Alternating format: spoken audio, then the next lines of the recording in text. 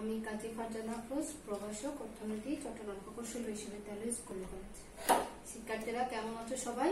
আশা করি সবাই খুব ভালো আছো। আমি তোমাদের নিয়মিত ক্লাসগুলো করছো, আশা করি তোমাদের অনলাইনে ক্লাস সব হচ্ছে।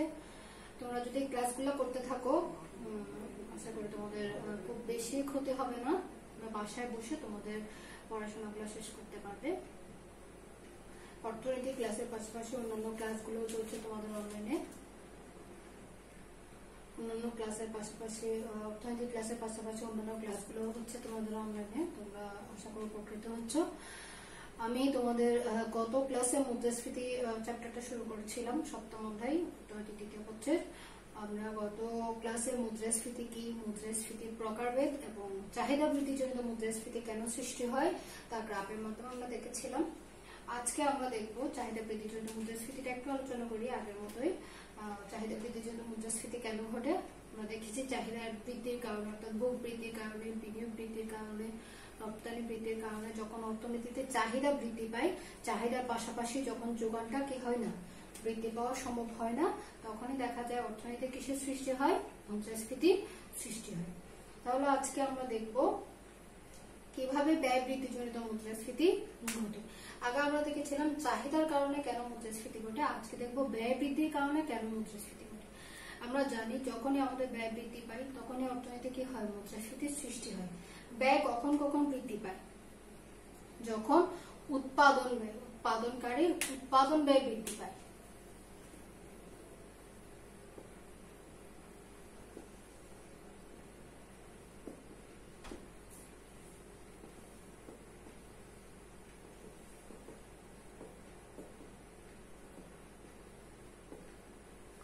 যখন উৎপাদনকারীর উৎপাদন ব্যয় বৃদ্ধি পায় তখনই অর্থনীতি কিসের সৃষ্টি হয়? ব্যয় বৃদ্ধিজনিত মুদ্রাস্ফীতির সৃষ্টি হয়। এখন উৎপাদনকারীর উৎপাদন ব্যয় কখন কখন কি হয়? বৃদ্ধি পায়। তাহলে আমরা জানি উৎপাদনকারীর উৎপাদন ব্যয় অনেক ধরনের হতে পারে। তার মধ্যে কি কি আছে? শুরুতে যেটা আছে সেটা হচ্ছে কি? মজুরি বৃদ্ধি। ঠিক আছে, শুরুতে যেটা হয়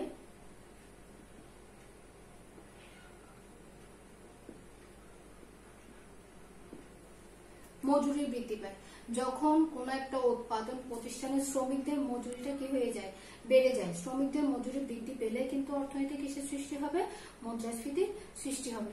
কারণ মজুরি বৃদ্ধি পেলে উৎপাদনকারীর উৎপাদন খরচটা বেড়ে যাবে, তখন সে তার উৎপাদন খরচটা পুষিয়ে নেওয়ার জন্য তার উৎপাদিত যে দ্রব্যগুলো আছে ওই দ্রব্যগুলোর দাম কি করে দিবে? বাড়িয়ে দিবে। তাহলে তার যে দ্রব্যগুলো আছে ওই দ্রব্যগুলোর দাম যদি বাড়িয়ে দেয়, সাধারণ ভোক্তা যারা আছে তাদেরকে অল্প কিছু জিনিস কেনার জন্য অধিক টাকা খরচ করতে হবে। ওই যে আমি বলেছি একটু আগে যে আমরা যেটা কম টাকা দিয়ে কিনতে পারতাম সেটা এখন আমাদেরকে কত টাকা দিয়ে কিনতে হবে? বেশি টাকা দিয়ে কিনতে হবে। তাহলে অর্থনীতিতে মুদ্রাস্ফীতির সৃষ্টি হবে। এরপর আছে ভবিষ্যতে মূল্য বৃদ্ধির আশঙ্কা, উৎপাদন হ্রাস।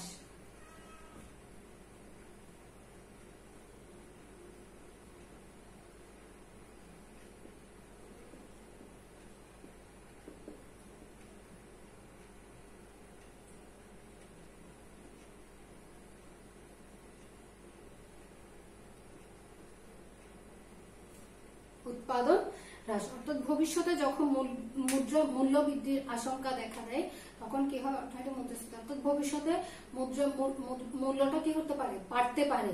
তাহলে এই আশঙ্কার কারণে অর্থনীতি কি হয়ে যায়? মুদ্রাস্ফীতি বেড়ে যায়। ভবিষ্যতে কোন একটা জিনিসের দাম, ধরলাম এখন আমরা বাজারে চাল কিনতে গেছি, চালের দাম প্রতি কেজি 40 টাকা। ধরলাম যে প্রতি কেজি চালের দাম যখন 40 টাকা হয় তখন আমরা বললাম যে না, হঠাৎ করে শোনা গেল যে চালের দামটা 40 টাকা থেকে বৃদ্ধি পেয়ে 50 টাকা হয়ে যাবে। তখন আমরা কি করলাম? একসাথে অনেকগুলো চাল একসাথে কিনে ফেললাম, অর্থাৎ 40 টাকা যে জিনিসগুলো আছে সেগুলো একসাথে কিনে ফেললাম। 40 টাকা দাম দিয়ে আমি আগে যেখানে 10 কেজি কিনতাম সেখানে এখন 20 কেজি কিনে ফেলছি। তাহলে এখান থেকে কি হচ্ছে? চাহিদাটা বেড়ে যাচ্ছে। ঠিক আমার মতো অনেকে আছে যারা কি করবে? অতিরিক্ত কিনে বাসায় রেখে দিবে। তখন এই অতিরিক্ত চাহিদার কারণে কি হবে? অর্থনীতিতে মুদ্রাস্ফীতির সৃষ্টি হবে। আর একটা হচ্ছে উৎপাদন হ্রাস। যখন কোন একটা উৎপাদন প্রতিষ্ঠানের উৎপাদনকারীর উৎপাদনটা কি হয়ে যাবে? অর্থাৎ তার মজুরি যদি বৃদ্ধি পায়, তার যে অন্যান্য যে জিনিসপত্র, যে কাঁচামাল যেগুলো আছে ওগুলোর দাম যদি বেড়ে যায় তখন তার উৎপাদনটা কি হয়ে যাবে? কমে যাবে। কারণ সে আগে যে পরিমাণ ইনভেস্ট করতো এখন ঠিক একই পরিমাণ ইনভেস্ট করছে, কিন্তু তার খরচের পরিমাণটা বেড়ে যাওয়ার কারণে তার উৎপাদনটা কি হয়ে যাচ্ছে? কমে যাচ্ছে। এবং উৎপাদন কমে যাওয়ার কারণে কি হবে, অর্থনীতিতে জিনিসপত্র পাওয়া যাবে কম। যেখানে আগে সে 100 পিস, কোন একটা উৎপাদনকারী কোন একটা বিস্কিটের প্যাকেট 100 পিস যেখানে সাপ্লাই দিত, সেখানে এখন দিতে পারছো কত পিস, 80 পিস বা 70 পিস। তাহলে এক্ষেত্রে কি হচ্ছে, উৎপাদনটা কমে যাচ্ছে। উৎপাদন কমে যাওয়ার কারণে দাম কি হয়ে যাবে, বেড়ে যাবে। তাহলে এক্ষেত্রে কি হচ্ছে, উৎপাদনকারী উৎপাদন বৃদ্ধি পাওয়ার কারণে উৎপাদন হ্রাস পাচ্ছে। উৎপাদন হ্রাস পাওয়ার কারণে অর্থনীতিতে দাম স্তর বেড়ে যাবে। দাম স্তর বেড়ে গেলে কি হবে, অর্থনীতিতে মুদ্রাস্ফীতির সৃষ্টি হবে। আরেকটা হচ্ছে কাঁচামালের জন্য ব্যয় বৃদ্ধি। কাঁচামালের জন্য যদি ব্যয় বৃদ্ধি হয়, অথবা তার যে উৎপাদন প্রতিষ্ঠান আছে সেখানে তার বিদ্যুৎ বিল আছে, গ্যাস বিল আছে, এগুলোর কারণেও কি হয়, তার উৎপাদন খরচটা বেড়ে যায়। আর উৎপাদন খরচ বেড়ে গেলেই তার কি হবে, মুদ্রাস্ফীতির সৃষ্টি হবে। তাহলে আমরা বিষয়টাকে চিত্রের মাধ্যমে কি করতে পারি, ব্যাখ্যা করতে পারি।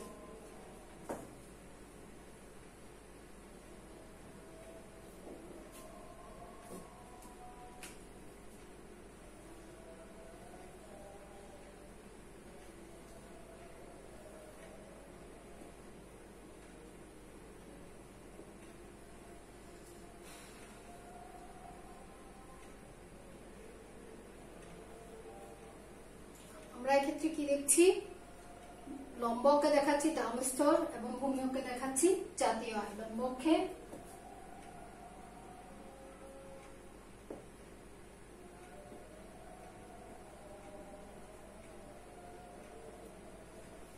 ভূমি অক্ষে দেখাচ্ছি জাতীয় আয়, ঠিক আছে। অর্থাৎ এই ক্ষেত্রে যে সামগ্রিক যে চাহিদাটা দেখাচ্ছি সেটা হচ্ছে সামগ্রিক চাহিদা। অর্থাৎ শুধুমাত্র যে কোনো একটা দ্রব্যের চাহিদা না, সামগ্রিক যে দ্রব্যগুলো আছে, অর্থাৎ অর্থনীতিতে যে দ্রব্যগুলোর চাহিদা বেশি আছে, সামগ্রিকভাবে সকল দ্রব্যের চাহিদা, যার কারণে এটাকে দেখায় এডি দিয়ে। আর সামগ্রিক যোগান, সকল দ্রব্যের যোগান একসাথে। কারণ এক্ষেত্রে আমরা শুধুমাত্র একটা দ্রব্যকে বিবেচনায় আনতে পারি না, এক্ষেত্রে আমাদেরকে সকল দ্রব্যের মুদ্রাস্ফীতি বা মূল্যস্ফীতি যখন আমরা বিবেচনা করি, তখন সকল দ্রব্যের দাম, সকল দ্রব্যের চাহিদা, সকল দ্রব্যের যোগান আমাদেরকে একত্র কি করতে হয়, বিবেচনা করতে হয়। যার কারণে ক্ষেত্রে আমরা দাম না বলে দাম স্তরটা বিবেচনা করে থাকি। যার কারণে এখানে আমরা দাম স্তর বলি, দাম না বলে কি বলে থাকি, আমরা দাম স্তর বলে থাকি। তাহলে এক্ষেত্রে আমরা দেখছি এডি চাহিদা রেখা, সামগ্রিক চাহিদা রেখা, এবং এস হচ্ছে সামগ্রিক যোগান রেখা। তাহলে এই ক্ষেত্রে ভারসাম্য বিন্দু আমরা দেখছি,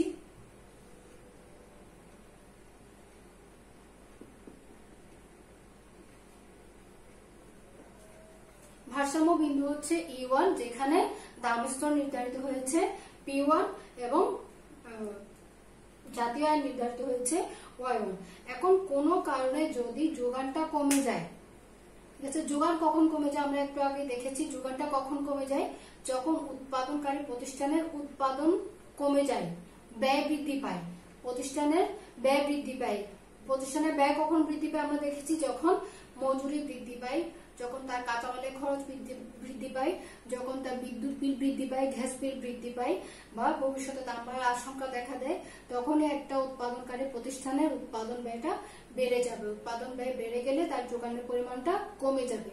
আমরা জানি যখনই যোগান কমে যায়, তখন যোগান রেখাটা বাম দিক থেকে ডান দিকে কি করে শিফট করে। তাহলে যোগান রেখা বাম দিক থেকে যদি ডান দিকে চলে যায়, বাম দিক থেকে ডান দিকে চলে গেলে আমরা একটা নতুন যোগান রেখা পাবো, যেটাকে দেখাচ্ছি আমরা AS2, অর্থাৎ এগ্রিগেট সাপ্লাই রেখা, এগ্রিগেট সাপ্লাই, যেটা AS2 দিয়ে দেখাচ্ছি। তাহলে যোগান কমে যাওয়ার কারণে অর্থনৈতিক কিসের সৃষ্টি হবে, চাহিদা কিন্তু আগের মতোই আছে, চাহিদার কোনো পরিবর্তন হয়নি, চাহিদা যা ছিল এখনো তাই আছে, কিন্তু যোগানটা কি হয়ে গেল, কমে গেল। তাহলে যোগান কমে যাওয়ার কারণে দামটা কি হয়ে যাচ্ছে, বেড়ে যাচ্ছে। দাম স্তরটা বেড়ে গিয়ে কত হয়ে গেল,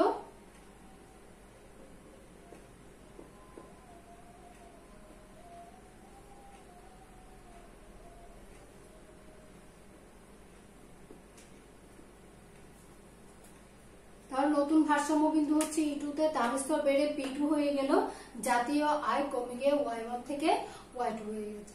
তাহলে আমরা দেখছি যখনই অর্থনীতিতে ব্যয় বৃদ্ধি জনিত মুদ্রাস্ফীতি ঘটে, দাম স্তর বেড়ে গিয়ে তো মুদ্রাস্ফীতিটা সৃষ্টি হচ্ছে। যখনই বিভিন্ন ধরনের উৎপাদন ব্যয়টা বেড়ে যায়, তখন যোগানটা কমে যায়, যোগান কমে যাওয়ার সাথে সাথে দাম স্তরটা বেড়ে যায়। দাম স্তর বেড়ে গেলে অর্থনীতির কিসের সৃষ্টি হয়, মুদ্রাস্ফীতির সৃষ্টি হয়। তাহলে আমি গ্রাফটা আরেকটু বলছি, আমরা লম্ব অক্ষে দেখাচ্ছি দাম স্তর, ভূমি অক্ষে দেখাচ্ছি জাতীয় আয়, যেখানে এডি দিয়ে দেখাচ্ছি সামগ্রিক চাহিদা এবং এস দিয়ে দেখাচ্ছি সামগ্রিক যোগান, যেখানে সামগ্রিক চাহিদা এবং সামগ্রিক যোগান কি হয়েছে একে অপরকে ছেদ করেছে, অর্থাৎ E1 বিন্দুতে সেখানে দাম স্তর নির্ধারিত হয়েছে P1 এবং জাতীয় আয় নির্ধারিত হয়েছে Y1। এখন যদি ওই উৎপাদনকারী, তো যে কোনো একটা উৎপাদনকারী প্রতিষ্ঠানের উৎপাদন ব্যয়টা বেড়ে যায়, তো মজুরি বৃদ্ধি পায়, দাম স্তর কি হয়ে যাবে, মজুরি বৃদ্ধি পেলে উৎপাদনকারীর উৎপাদন খরচটা কি হয়ে যাবে, বেড়ে যাবে। তাহলে এক্ষেত্রে কি হচ্ছে, তার উৎপাদনটা কমে যাচ্ছে, উৎপাদন ব্যয় বেড়ে গেলে সে উৎপাদনটা কি করবে, কমিয়ে দিবে, কারণ তার উৎপাদন খরচের সাথে সে আর কি করতে পারছে না, ওটাকে অ্যাডজাস্ট করে নিতে পারছে না, যার কারণে সে কি করছে, উৎপাদন কমিয়ে দিয়ে বিষয়টাকে অ্যাডজাস্ট করার চেষ্টা করছে। তাহলে উৎপাদন কমিয়ে দিলে সামগ্রিক যোগানটা কি হয়ে যাবে, কমে যাবে। তাহলে আমরা সামগ্রিক যোগান কমে গেলে কি দেখছি, সামগ্রিক যোগান রেখা S1 থেকে সামগ্রিক যোগান রেখা S2, অর্থাৎ সেটা ডান দিক থেকে বাম দিকে শিফট করবে। যখনই সামগ্রিক যোগানটা কি হয়ে যাবে, কমে যাবে, তখন দাম স্তরটা P1 থেকে P2 তে চলে যাবে। দাম স্তর যখন P1 থেকে P2 তে চলে যাবে, তো দাম স্তরটা বেড়ে যাচ্ছে, জাতীয় আয়টা কমে যাচ্ছে। দাম স্তর বেড়ে গেলে কিন্তু অর্থনীতি কি সৃষ্টি হয়, মুদ্রাস্ফীতির সৃষ্টি হয়। তাহলে আমরা কি দেখছি, অর্থনীতিতে ব্যয় বৃদ্ধি জনিত মুদ্রাস্ফীতির সৃষ্টি হচ্ছে। ঠিক আছে, এরপর আমি আরেকটা টপিক নিয়ে আলোচনা করতে পারি, সেটা হচ্ছে কিভাবে এই মুদ্রাস্ফীতিটা পরিমাপ করা যায়।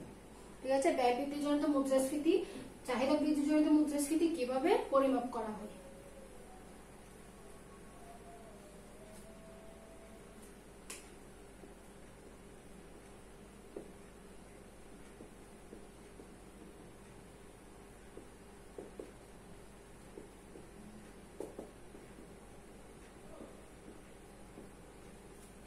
মুদ্রাস্ফীতিটা কিভাবে পরিমাপ করা যায়। সচরাচর মুদ্রাস্ফীতি পরিমাপ করতে হলে আমাদেরকে কিন্তু কোন একটা অর্থনীতির দাম স্তরটা জানতে হয়। সেটা নির্দিষ্ট একটা দ্রব্য বা নির্দিষ্ট একটা পণ্যের জন্য হবে না, সেটা অবশ্যই সকল দ্রব্যের একসাথে হতে হবে দাম স্তর, অর্থাৎ অনেকগুলো দ্রব্যের দাম স্তর হতে হবে। এবং আমাদের এক্ষেত্রে কিসের প্রয়োজন আছে, নির্দিষ্ট সময়সীমা প্রয়োজন আছে। তাহলে কিভাবে মুদ্রাস্ফীতির হার নির্ণয় করা যায় আমরা একটু দেখি।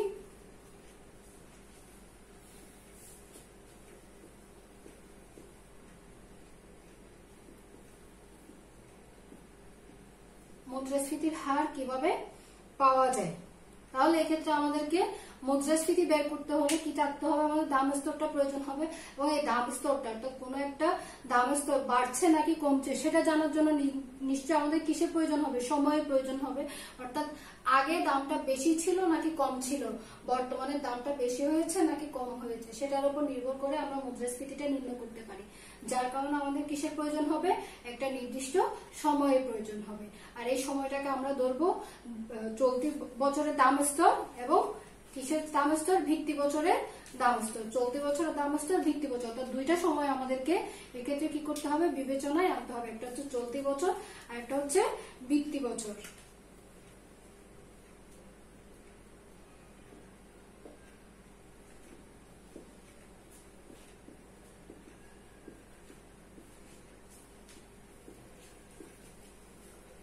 চলতি বছরের দাম স্তর ধরলাম যে আমি 2020 সাল, আমি 2020 সালে দাম স্তরটা এই ক্ষেত্রে কি করতে পারি, যেহেতু জুন পর্যন্ত চলে গেছে, তাহলে আমি 2020 সালে মুদ্রাস্ফীতির হারটা নির্ণয় করতে পারি। সেটা করার জন্য আমাদের কি করতে হবে, চলতি বছরের দাম স্তরটা আমাদেরকে এই ক্ষেত্রে বিবেচনায় আনতে হবে। ধরলাম আমি চলতি বছর ধরলাম 2020, তাহলে চলতি বছরের দাম স্তর থেকে ভিত্তি বছরের দাম স্তরটা কি করতে হবে, বা গত বছর ধরলাম আমি কার তুলনায় করবো, 2019 সালের তুলনায় বর্তমানে কি দাম স্তরটা বেড়ে গেছে নাকি কমে গেছে সেটা বিবেচনা করার জন্য। তাহলে আমি কি করবো, এক্ষেত্রে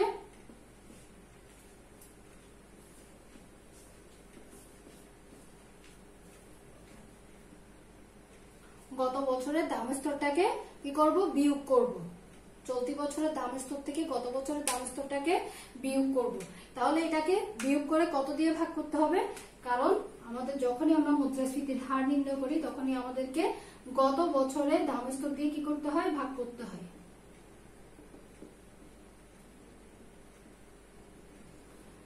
যেহেতু আমরা হার নির্ণয় করব, ঠিক আছে, মুদ্রাস্ফীতির হার, সেহেতু চলতি বছরের দাম স্তর থেকে গত বছরের দাম স্তর বিয়োগ করে তার সাথে গত বছরের দাম স্তর কি করে গত বছরের দামের স্তর দিয়ে ভাগ করে তার সাথে কত গুণ করতে হবে, 100 গুণ করতে হবে। তাহলে আমরা কি পেয়ে যাব, মুদ্রাস্ফীতির হার। তাহলে এক্ষেত্রে আমরা সরাসরি একটা উদাহরণ দেই। ধরলাম চলতি বছরের দামের স্তর হচ্ছে 120 আর গত বছরের দামের স্তর ধরলাম 100। গত বছরের দামের স্তর চলতি বছরের দামের স্তর যদি 120 হয়, গত বছরের দামের স্তর ধরলাম 114। তাহলে আমাদের ভাগ করতে হবে কত দিয়ে, গত বছরের দামের স্তর দিয়ে। গত বছরের দামের স্তর আমরা কত দেখলাম, 114। তাহলে সেটা আমাদের কত গুণ করতে হবে, 100। তাহলে আমরা কি পেয়ে যাই, মুদ্রাস্ফীতির হারটা পেয়ে যাই। তাহলে আমাদের মুদ্রাস্ফীতির হার কত হয়, যখন 120 থেকে 114 কে বাদ দিয়ে 114 গুণ করা 114 দিয়ে ভাগ করা হয় এবং 100 দিয়ে গুণ করা হয়, তখন আমরা যে মানটা পাই সেটা হচ্ছে 5.26। যেহেতু আমরা হার পেয়েছি, যার কারণে এখানে আমরা কি দিতে পারি, পার্সেন্ট দিতে পারি। তাহলে মুদ্রাস্ফীতির হার কিভাবে নির্ণয় করা হয়, তাহলে মুদ্রাস্ফীতির হার নির্ণয় করার জন্য আমাদের কি লাগে, আমাদের দুটো সময়সীমা লাগবে। একটা হচ্ছে যেই বছরে মুদ্রাস্ফীতি নির্ণয় করছি ওই বছরের দামের স্তর তার পূর্ববর্তী বছরের দামের স্তর, অথবা যে বছরকে আমি ভিত্তি বছর ধরছি সেটা 2019 হতে পারে, সেটা 2018 হতে পারে, সেটা 2017 হতে পারে। তাহলে ভিত্তি বছর থাকবে একটা, চলতি বছর থাকবে। চলতি বছরের দামের স্তর থেকে ভিত্তি বছরের দামের স্তরকে কি করতে হবে, বিয়োগ করতে হবে এবং ওটার সাথে কি করতে হবে, ভিত্তি বছরের দামের স্তর দিয়ে ভাগ করতে হবে। যেহেতু আমরা মুদ্রাস্ফীতির হার নির্ণয় করছি, যার কারণে এখানে কি করতে হবে, 100 দিয়ে গুণ করতে হবে। তারপর সঙ্গে সঙ্গে আমি তোমাদেরকে একটা উদাহরণ দিয়ে দেখিয়ে দিয়েছি। আশা করি তোমরা সবাই বুঝতে পেরেছো মুদ্রাস্ফীতির হার কিভাবে নির্ণয় করতে হয়। ঠিক আছে, তোমরা বাসায় নিজেরা একটু পড়ে নিবে, প্র্যাকটিস করবে। আশা করি সবাই বুঝতে পারবে কিভাবে মুদ্রাস্ফীতির হার নির্ণয় করতে হয়, ব্যয় বৃদ্ধি জনিত মুদ্রাস্ফীতি কি, তোমরা ভালোভাবে বুঝে নিতে পেরেছো এবং নিজেরা বাসায় পড়লে ভালোভাবে বুঝে নিতে পারবে।